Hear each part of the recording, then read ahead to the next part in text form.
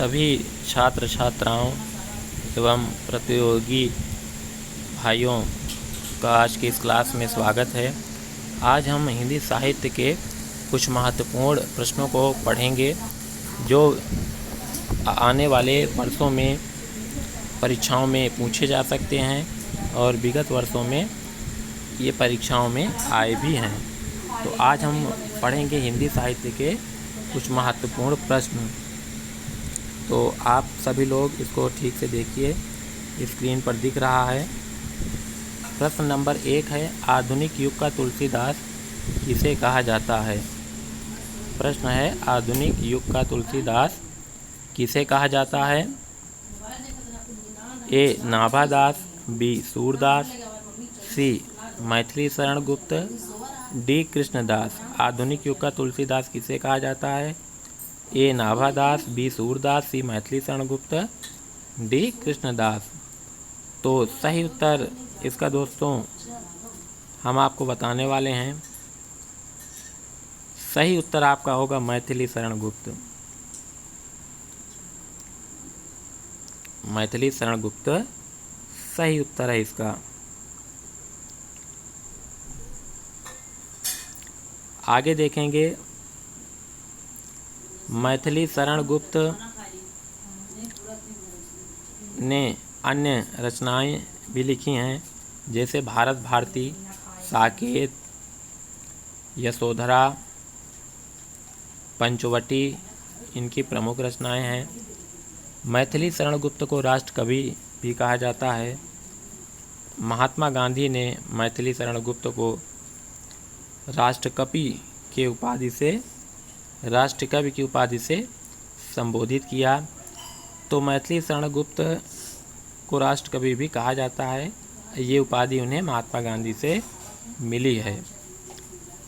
पंचवटी इनका एक महत्वपूर्ण काव्य संग्रह है और पंचवटी में लक्ष्मण, राम और उर्मिला,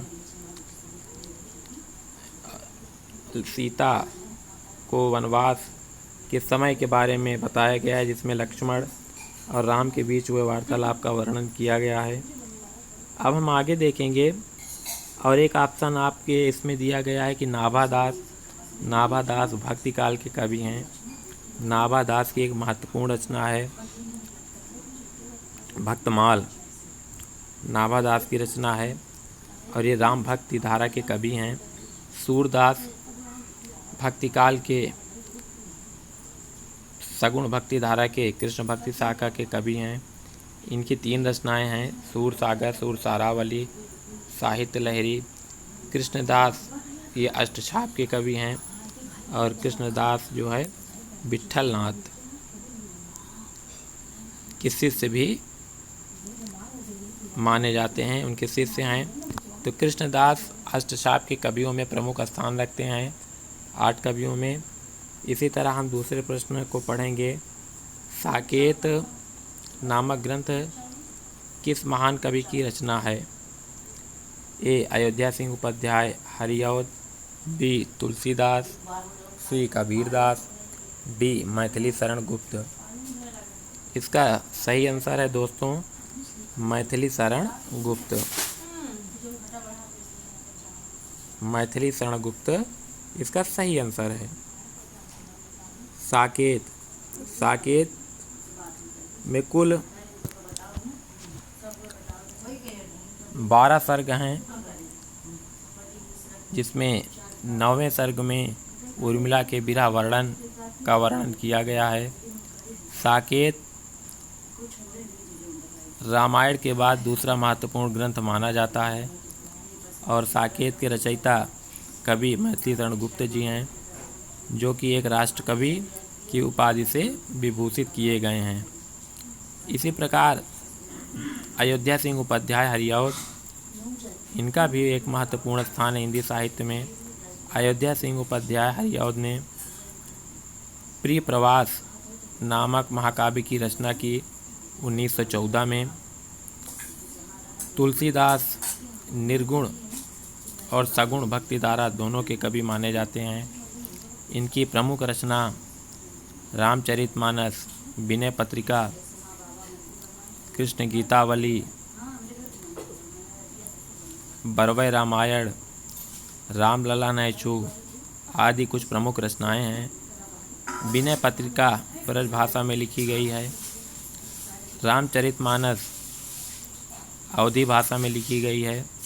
इसी प्रकार हम कबीरदास के बारे में समझेंगे तो कबीरदास का भक्ति काल में एक सबसे महत्वपूर्ण कवि के रूप में जाने जाते हैं, या माने तो एक क्रांतिकारी कवि के रूप में हैं। इन्होंने समाज सुधार की दिशा में बहुत काम किया। कबीरदास जी पढ़े लिखे नहीं थे, फिर भी अपने अनुभव के द्वारा उन्होंने जो भक्ति साहित्य लोगों को दिया, कवियों को दिया, वो अतुलनीय है, अवर्णनीय है, जिसकी तुलना हम किसी से नहीं कर सकते। उन्होंने अपने अनुभव के द्वारा, अपने ज्ञान के द्वारा जो कुछ देखा उसे सीधे साधे शब्दों में सहज और स्पष्ट रूप से बोल दिया, और उनके शिष्यों आदि धर्मदास ने उसको लिखकर लिपिबद्ध कर दिया। तो कबीरदास के विषय में कहा भी गया है कि मसी कागज छुओ नहीं, कलम गयो नहीं हाथ। तो कबीरदास जी को लिखना पढ़ना का विशेष ज्ञान नहीं था। व्याकरण उनके साहित्य में हम नहीं देखेंगे। हम केवल उनके साहित्य में समाज का सच्चा स्वरूप देखेंगे, समाज की यथार्थता देखेंगे। उन्होंने अंधविश्वास, कर्मकांडों का विरोध किया, जाति पाति ऊंच नीच की भावना का विरोध किया, और समाज में सबको एक समान अधिकार की बात कही। कबीरदास जैसा कवि हिंदी साहित्य में मिलना बहुत ही दुर्लभ है। आज के समय में कबीरदास जी पर लाखों शोध कार्य हो चुके हैं, और बहुत से शोध कार्य आज भी उन पर किया जा रहा है। फिर हम लोग आगे देखेंगे, तीसरे प्रश्न पर आ रहे हैं। तीसरा प्रश्न है, प्रिय प्रवास ग्रंथ किस विधा की रचना है? अभी हमने पढ़ा, दूसरे प्रश्न में हमने पढ़ा था कि इसका ऑप्शन अयोध्या सिंह उपाध्याय हरिऔध ने प्रिय प्रवास की रचना की। लेकिन अब तीसरे प्रश्न में हमने उसी प्रश्न को रिपीट किया कि प्रिय प्रवास ग्रंथ किस विधा की रचना है। तो प्रिय प्रवास ग्रंथ अयोध्या सिंह उपाध्याय हरिऔध द्वारा सन 1914 में लिखा गया, और ये महाकाव्य विधा की रचना है। इसी प्रकार आगे हम देखेंगे महाकाव्य। प्रिय प्रवास महाकाव्य है, और अयोध्या सिंह उपाध्याय हरिऔध द्विवेदी युग के कवि के रूप में जाने जाते हैं। आगे हम देखेंगे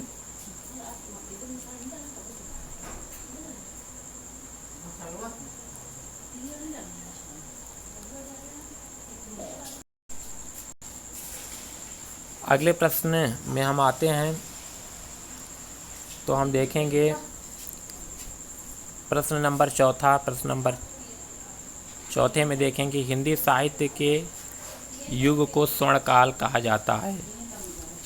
तो हिंदी साहित्य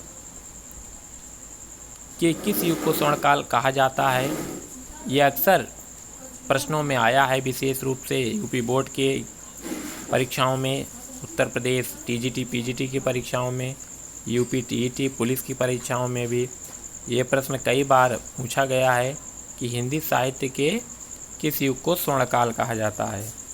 ऑप्शन नंबर ए आदिकाल, ऑप्शन नंबर बी भक्तिकाल, ऑप्शन नंबर सी रीतकाल, ऑप्शन नंबर डी आधुनिक काल।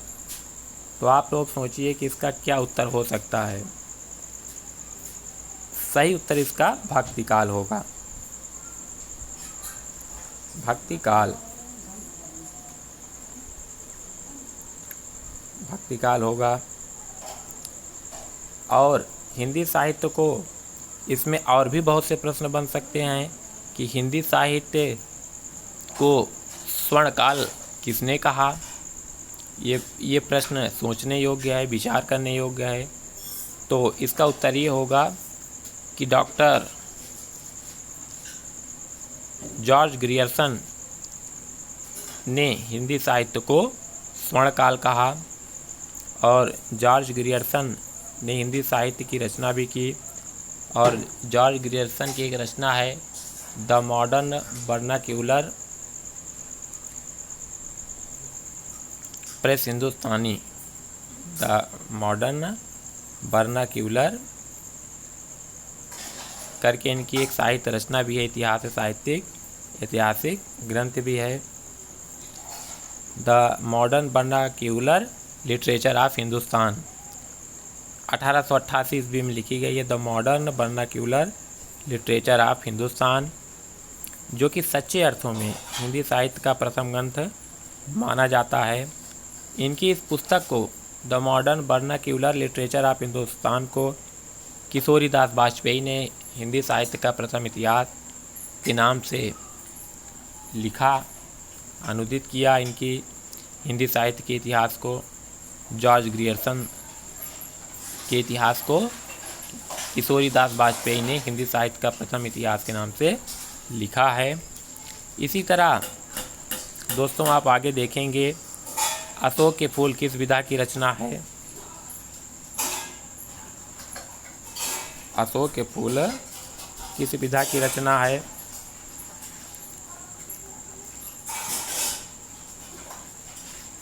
अशोक के फूल किस विधा की रचना है। ए कहानी, बी नाटक, सी निबंध, डी उपन्यास।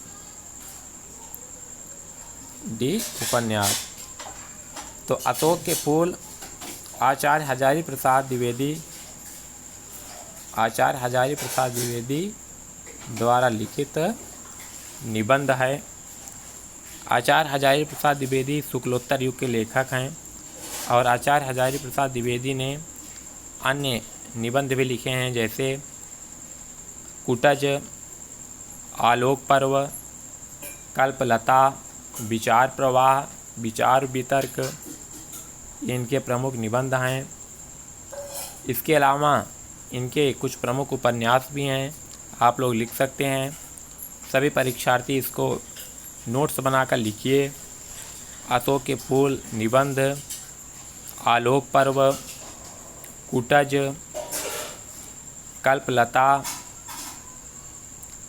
साहित्य सहचर, विचार और वितर्क, विचार और प्रवाह, इनके प्रमुख निबंध हैं। और इनके प्रमुख उपन्यास भी हैं, जैसे अनामदास का पोथा, बाणभट्ट की आत्मकथा, पुनर्नवा, ये इनके प्रमुख उपन्यास भी हैं। इसी तरह आप देखेंगे कि हजारी प्रसाद द्विवेदी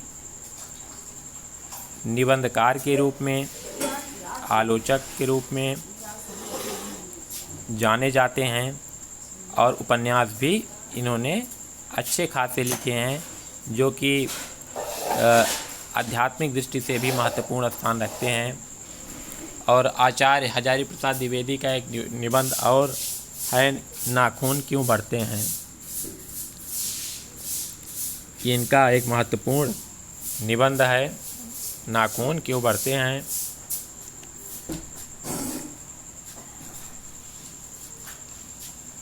सभी को स्क्रीन पर साफ साफ दिख रहा होगा। प्रिप्रवास किस ग्रंथ की रचना है। ये प्रिप्रवास महाकाव्य अयोध्या सिंह उपाध्याय हरिऔध 1914 ईस्वी में लिखा गया। हिंदी साहित्य के युग को स्वर्णकाल कहा जाता है। भक्तिकाल को स्वर्णकाल किसने कहा। जॉर्ज ग्रियर्सन ने अशोक के फूल किस विधा की रचना है।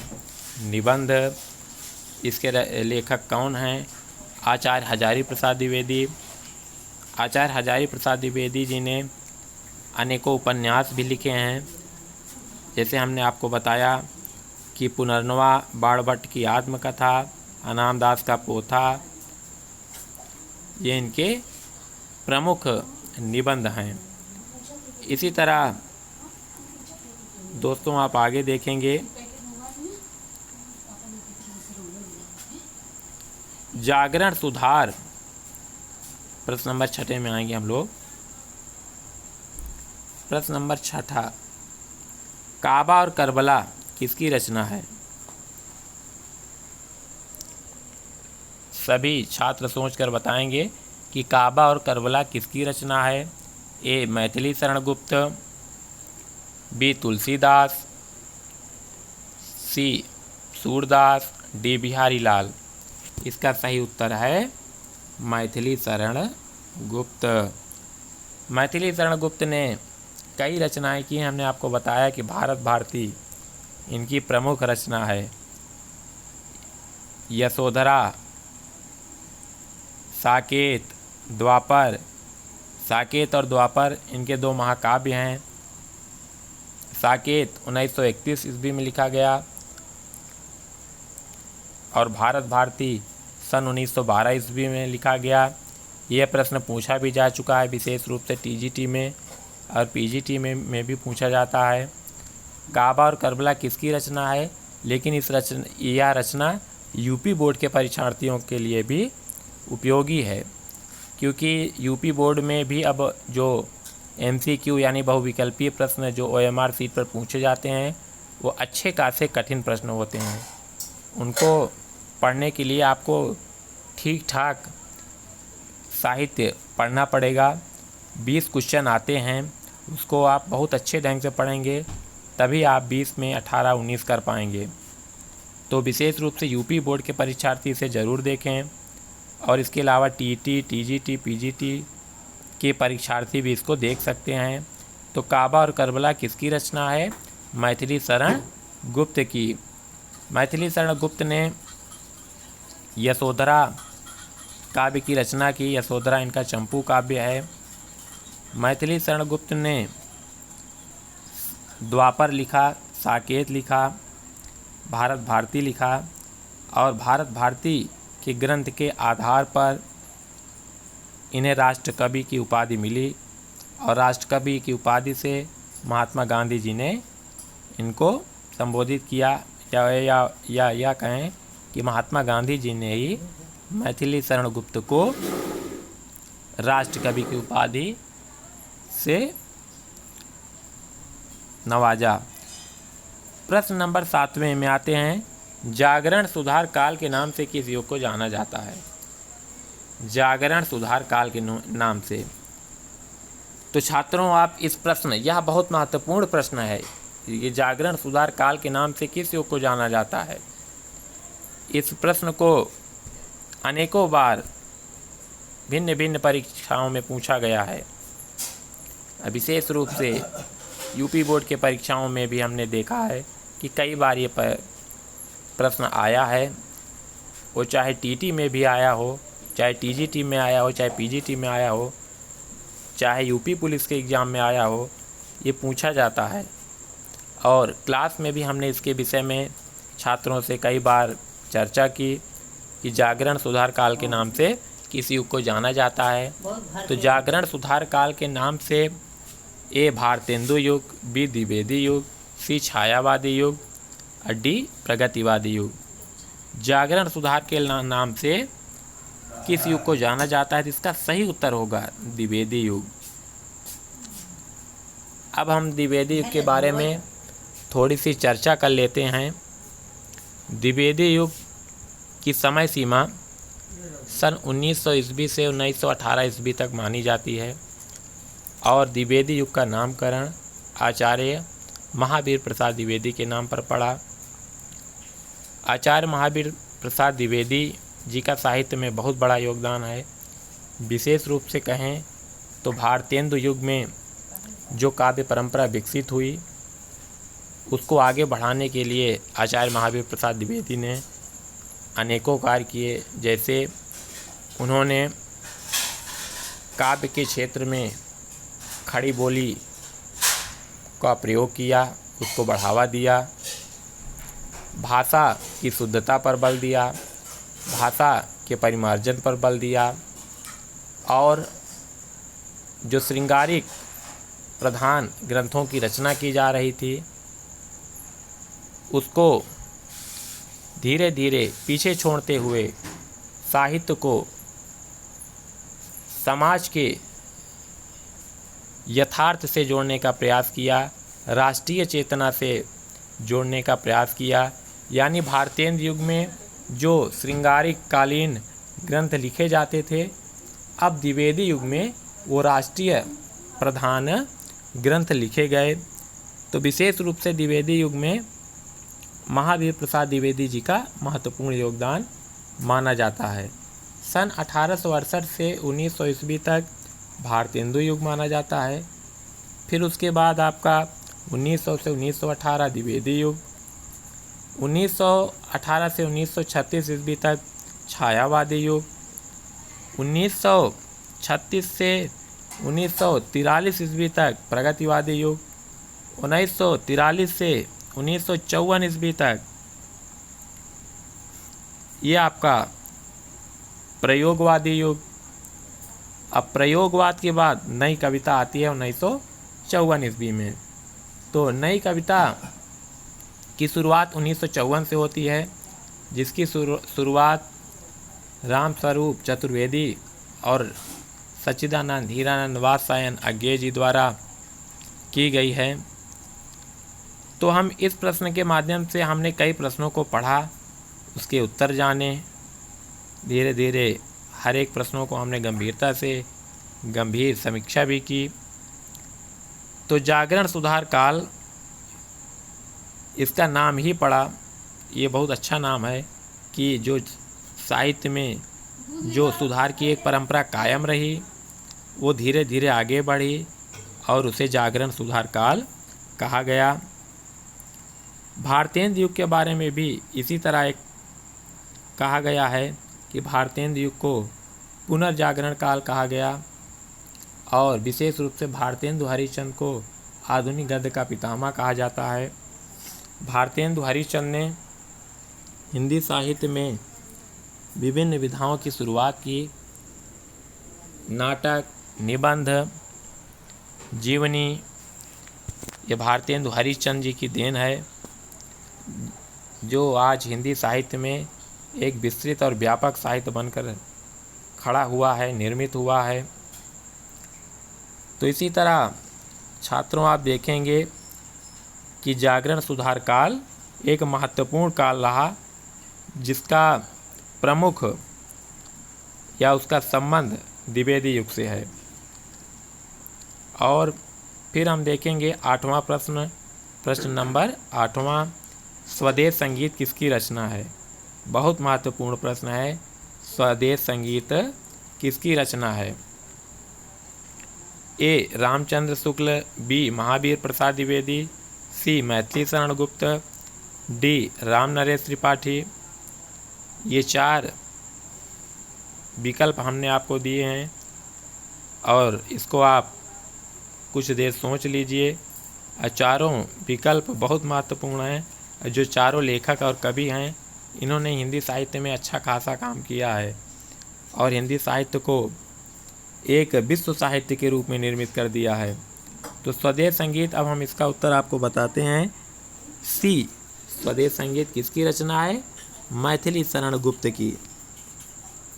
मैथिली शरण गुप्त सही उत्तर होगा इसका, मैथिली शरण गुप्त। जागरण सुधार काल में द्विवेदी युग, देखेंगे आप।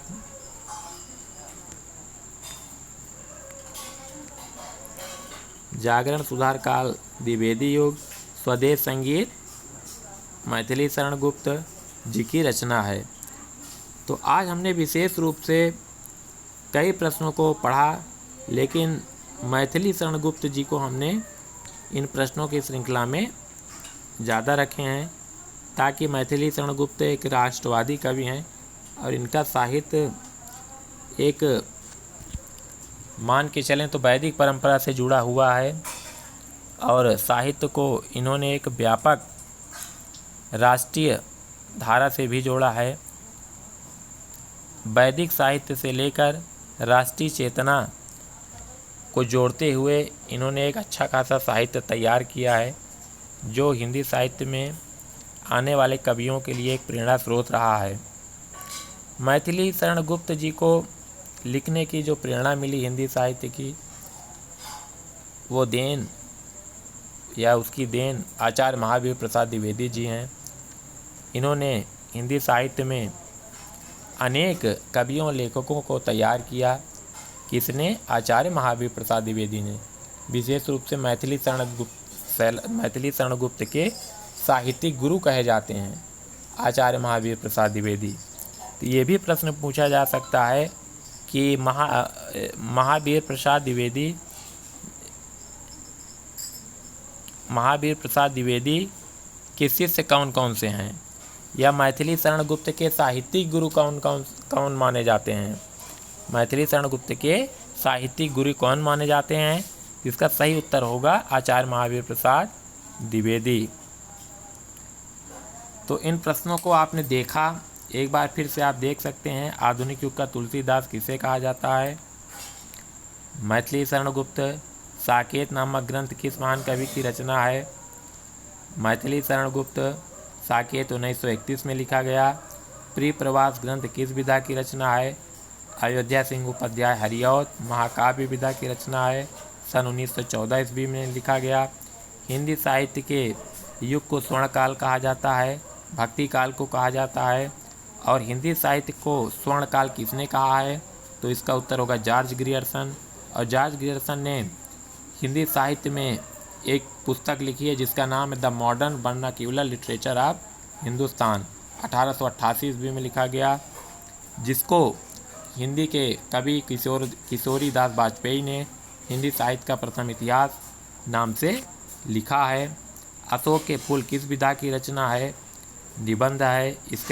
इसके लेखक हैं आचार्य हजारी प्रसाद द्विवेदी। प्रश्न नंबर 6वां, काबा और करबला किसकी रचना है? मैथिली शरण गुप्त। प्रश्न नंबर 7वां, जागरण सुधार काल के नाम से किस युग को जाना जाता है? द्विवेदी युग को जाना जाता है। हमने द्विवेदी युग के बारे में भी चर्चा की और भारतेंदु युग के बारे में भी। स्वदेश संगीत किसकी रचना है? स्वदेश संगीत मैथिली शरण गुप्त जी की रचना है। तो आज का हमारा जो ये पूरा टॉपिक रहा, कुछ महत्वपूर्ण प्रश्न थे हिंदी साहित्य पर। विशेष रूप से इसमें गद्य और पद्य दोनों रचनाओं का समन्वय किया गया, ताकि परीक्षार्थी चाहे वो यूपी बोर्ड के हों चाहे प्रतियोगी छात्र हों, वो उसको पढ़ें और इसके माध्यम से कुछ नई जानकारी प्राप्त करें। यहाँ पर जो कुछ भी पढ़ाया जा रहा है आपको, उसे आप लिख कर पढ़ें, अपना नोट्स बनाएं, तैयार करें, समझें, क्योंकि एक प्रश्न से कम 10 प्रश्न बनते हैं। इसकी जो हम व्याख्या कर रहे हैं, इससे कम से कम 10 क्वेश्चन बनेंगे जो आपके लिए अति महत्वपूर्ण हैं। हमने आपको 8 प्रश्न आज बताए, लेकिन इन 8 प्रश्नों में अगर आप ठीक देखेंगे तो 20 से 25 क्वेश्चन तैयार हो रहे हैं। तो एक महत्वपूर्ण प्रश्नों की ये श्रृंखला थी जिसकी चर्चा हमने आज की क्लास में की। तो हम अगली क्लास में मिलते हैं। तो सभी छात्रों को पुनः एक बार धन्यवाद। आप इसको ठीक से पढ़ें, जानें, समझें। अगली क्लास में मिलते हैं। तब तक के लिए शुभ रात्रि।